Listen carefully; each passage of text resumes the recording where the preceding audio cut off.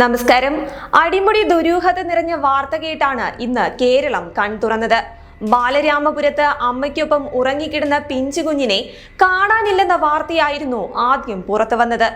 കുറച്ച് മണിക്കൂറുകൾക്ക് പിന്നാലെ വീടിനു പുറകിലെ കിണറ്റിൽ മരിച്ച നിലയിൽ 2.5 വയസ്സുകാരിയെ കണ്ടെത്തുകയായിരുന്നു.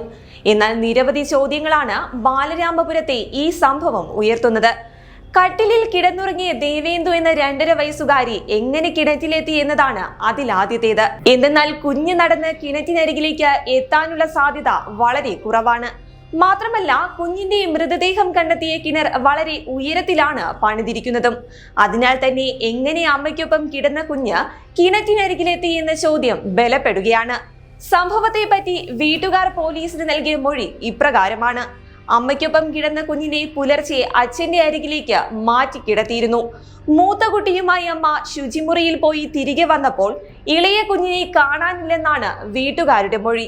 അപ്പോൾ അമ്മ അരികിൽ നിന്ന് മാറി മിനിറ്റുകൾക്കുള്ളിൽ ആ വീടിനുള്ളിൽ എന്താണ് നടന്നത് എന്നതാണ് ഇനി അറിയാനുള്ളത്. അതേസമയം ദേവേന്ദു എന്ന 2.5 വയസ്സുകാരിയുടെ മരണം കേരളം ചർച്ച ചെയ്യുമ്പോൾ ഓർക്കപ്പെടേണ്ട മറ്റൊരു പിഞ്ചോമനയുണ്ട്.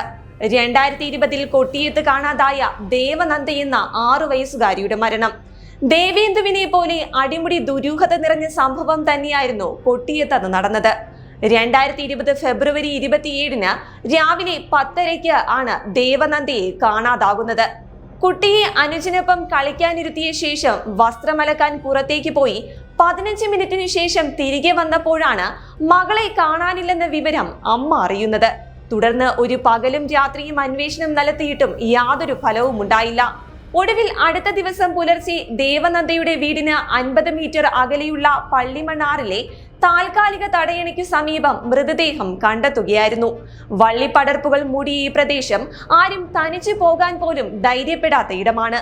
കൂടാതെ കുട്ടി തനിച്ച് ഇത്രയും ദൂരം പോകില്ലെന്നും പരിചയക്കാർക്കൊപ്പം പോലും പുറത്തേക്ക് ഇറങ്ങില്ലെന്നും അമ്മയും ബന്ധുക്കളും പോലീസിനോട് തറപ്പിച്ച് പറയുകയും ചെയ്തിരുന്നു.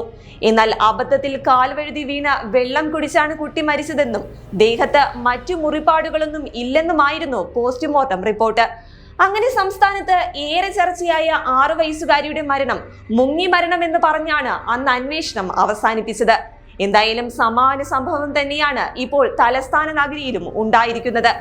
ദേവനന്ദയുടെ മരണം പോലെ ദേവേന്ദുവിന്റെ മരണവും എങ്ങുമെത്താതെ ഒരു ദുരൂഹമായി അവസാനിക്കുമോ എന്ന സംശയമാണ് ഇപ്പോൾ ഉയരുന്നത്. എന്തെന്നാൽ സമ്പൂർണ്ണ പരാജയമായ ഒരു ആഭ്യന്തര വകുപ്പാണല്ലോ നമുക്കുള്ളത്.